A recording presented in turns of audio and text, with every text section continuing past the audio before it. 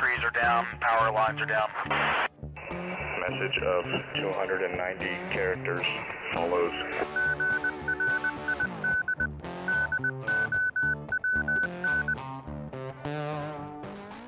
Hey guys, welcome into another episode of Grid Down Comms Up at the Bench. Today, I got a fun little project for you guys. I am going to put together a Moxon. If you're not familiar with the Moxon antenna, it is a directional antenna. You can build them for VHF, UHF, all the way down into the HF bands. They just get bigger.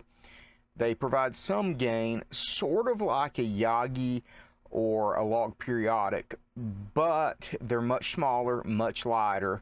They provide good front to back ratio, so anything behind the antenna is rejected pretty well. They don't have a really high gain towards the front though. So there's a compromise, but the compromise is weight. But the reason I'm building this is I wanted a very lightweight antenna. We 3D printed the pieces that we need to put this together, except for the little fiberglass rods here. And it uses 4 of those little fiberglass rods. I'm using some 26 gauge wire. I'm using 26 gauge wire just because it's what I've got.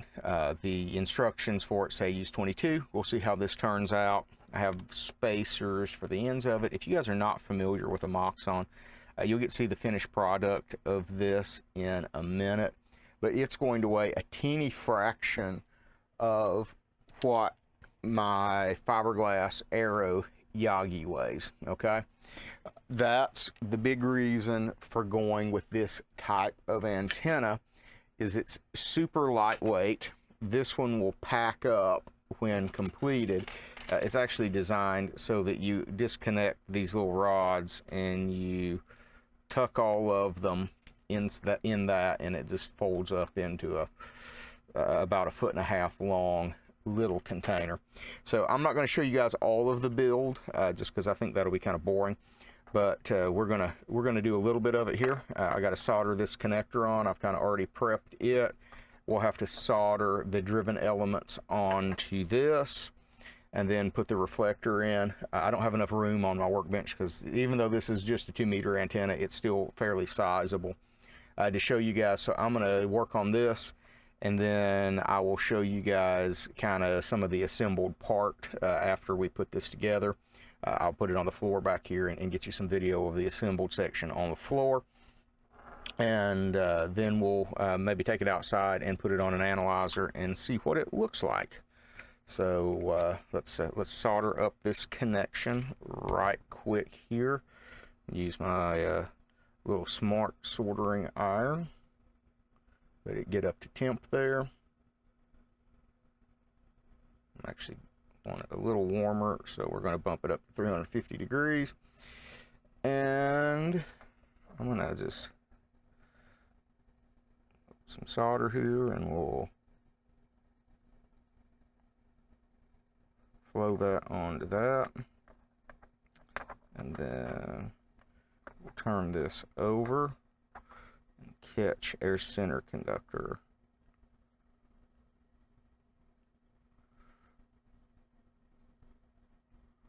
Alright, in and out real quick so we don't melt anything too bad.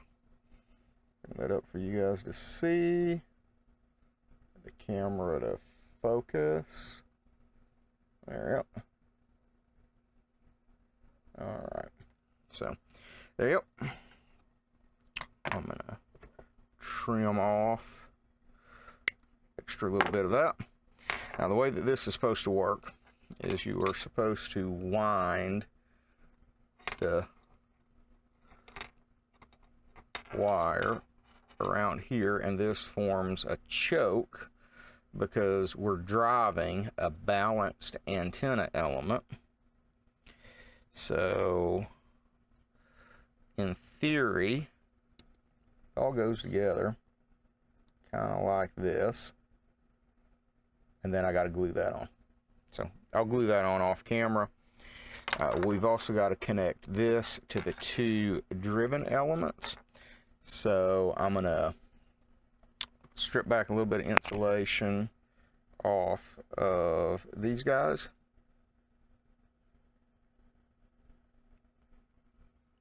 Just a little. Okay, so if I can get this, there's our soldered together driven element. The next step in this for me is going to be to put these rods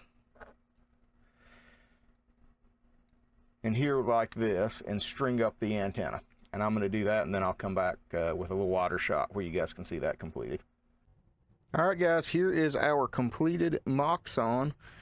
I had to get it down here on the floor where I could get it all in frame. It's a couple feet long, almost 3. So this is what it looks like finished. I am going to put it on a network analyzer here and see what the VisWire looks like. And then we'll take it outside, take a look there as well, where that it would actually really be a appropriate measurement, but it's almost 100 degrees outside today. Okay, guys, here is the finished project. Don't know how well you guys can see that up there against the sky. Got it about 10 feet up on a lightweight carbon fiber mast. Not something that you can do with an Arrow antenna, that's for sure. So it's up there. It's fed down here on 25 feet of LMR 240 Ultraflex. I'm going to show you guys the results on the VNA here. It's under about 1.5 to 1 across 2 meters. Doesn't get much below 1.3 to 1, which is a little disappointing, but still super serviceable. Here are the results of our antenna sweep. 1.29 to 1 at 143.2. So if you like to do the SSB part of the band, you are set with perfection there. And 1.52 to 1 at 147.8 megahertz. So overall, pretty usable across the entire band, well under 2 to 1 across the whole band. All right, guys, I'm going to use the weather service here as an example of the directivity of the Moxon. It's up here on the pole where you guys saw it a second ago. I'm going to turn it and let you guys watch the S meter down here come up and down as I turn towards and away from this repeater, or this weather service transmitter. And yes, I have attenuation on because all the weather services here are too strong with this antenna to see a dip without it.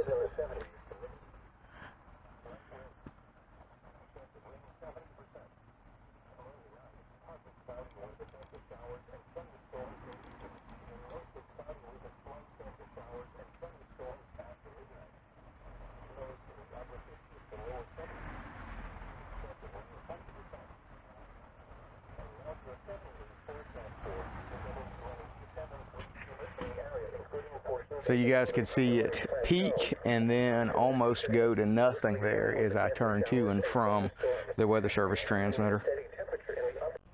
Okay, guys, we are going to do a reflected power test here. I have my radio set to 50 watts. We're set on the 50 watt scale here. I'm running off batteries, so we're not going to get 50 watts. We're not running off a car or anything like that. I'm just running off a battery. So we are getting about 35, 38 watts.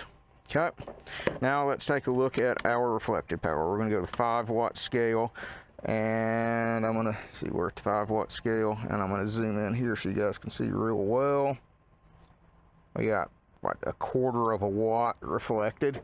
So that is our Moxon. We have the final project completed here of the Moxon. You can see it's mounted vertical here. There's another hole that lets you mount it for vertical polarization. I stuck a right angle BNC connector on it so that you would have the coax point in the right direction, not trying to bend over my lightweight fiberglass mast. Also went through and tidied up a little bit by adding some heat shrink tubing instead of the knots where the cables ended. The little support piece here is glued in place for the radiating and driven element. So this is the completed Moxon. If you enjoyed this video, like, subscribe, and share. As always, get this out to more folks.